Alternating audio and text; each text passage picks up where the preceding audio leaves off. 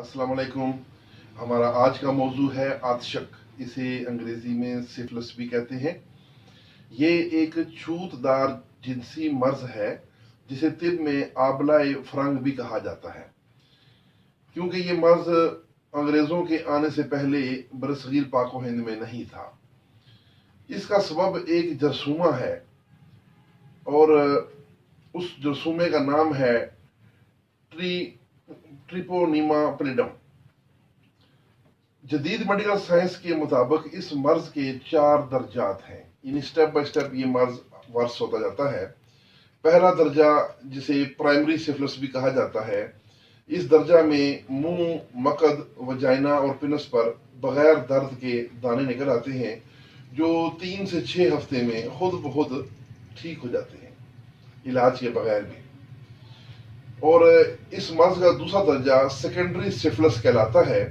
इस दर्जा में सुर्ख या सुर्खी माइल ब्राउन रैशेज हाथों की हथेलियों और पाँव के तलवों पर बनते हैं। लिम्फ नोड्स में इन्फेक्शन के सबब सोजन आ जाती है। बुखार 101 फ़ारेनहाइट का रहने लगता है। अमूमन गला भी पक जाता है और कई जगहों से सर के बाल इकट्ठे उड़ जाते हैं, कई जगह खाली हो जाती हैं। सर दर्द, जिस्म दर्द और थकावट रहने लगती है। ये अलामात, या हम यूँ कह सकते हैं कि मर्ज का ये दर्जा भी इलाज के बगैर ठीक हो जाता है या अलामात ख़त्म हो जाती हैं। और अगर इलाज ना भी किया जाए तो अलामात ख़त्म हो जाती हैं, लेकिन मर्ज दब जाता है और फिर ये अगले स्टेज में चला जाता है। इसका तीसरा दर्जा लेटेंट सिफिलिस या दबा हुआ सिफिलिस कहलाता है। इस दर्जा में सिफिलिस का बैक्टीरिया जिस्म में मौजूद होता है, मगर उसके इन्फेक्शन की कोई ज़हरी अलामत नहीं होती।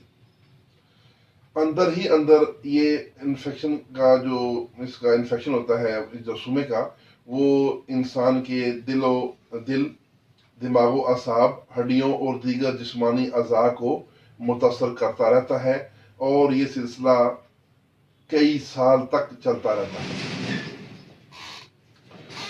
अब इसका चौथा दर्जा है, वो है ट्रेटरी स्टेज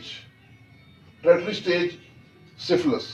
ये सिफिलिस का सबसे तबाहकुन दर्जा है जो छूत लगने के कम से कम 1 साल बाद या जिंदगी के किसी भी मोड़ पर शुरू हो सकता है। मजबूत इम्यूनिटी के अफराद में अक्सर ये दर्जा जाहिर नहीं होता।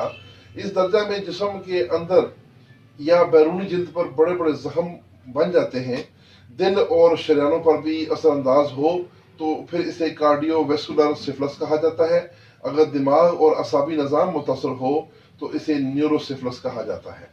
इलाज, चूंकि ये तिब के मुताबिक एक बलगमी मिजाज में बढ़ने वाला मर्ज है, यानी बलगमी मिजाज में इसका जो बैक्टीरिया है वो तेजी से फैलता फूलता है और उसका तेजी से छूत लगता है। लिहाजा इसका इलाज उजलाती कशरी मिजाज में किया जाएगा। उजलाती कशरी मुसल 1 ग्राम रोजाना देते रहें और उजलाती कशरी मुलयन 2 हिस्सा और उजलाती मुखाती मुलयन 1 हिस्सा मिलाकर 2 ग्राम दवा दिन में 3 बार लौंग दालचीनी के कावा या बादियान खताई के कावे से मुसलसल देते रहेंगे। तीसरे और चौथे दर्जा में पारा के मुरकबात और कुश्ताजात भी दिए जाते हैं। अब जो मैंने नुस्खे बयान किए हैं उनके नाम, मैं उनके अज्जा की तफसील भी बयान करता हूँ, आप नोट फरमा लें। सबसे पहले उजलाती कशरी मुलयन, इसमें दारचीनी 30 ग्राम, लौंग 20 ग्राम, जवतरी 10 ग्राम है। इन सबको पीस लें तो उजलाती कशरी मुलयन तैयार है। और उजलाती कशरी मुसल तैयार करना हो तो पहले से तैयारशुदा उजलाती कशरी मुलयन में से 60 ग्राम लें, उसमें 30 ग्राम मुसब्बर और 30 ग्राम तुख्म हंजल मिला लें तो आपका उजलाती कशरी मुसल तैयार हो जाएगा। अब एक नुस्खा रह गया उजलाती मुखाती मुलयन।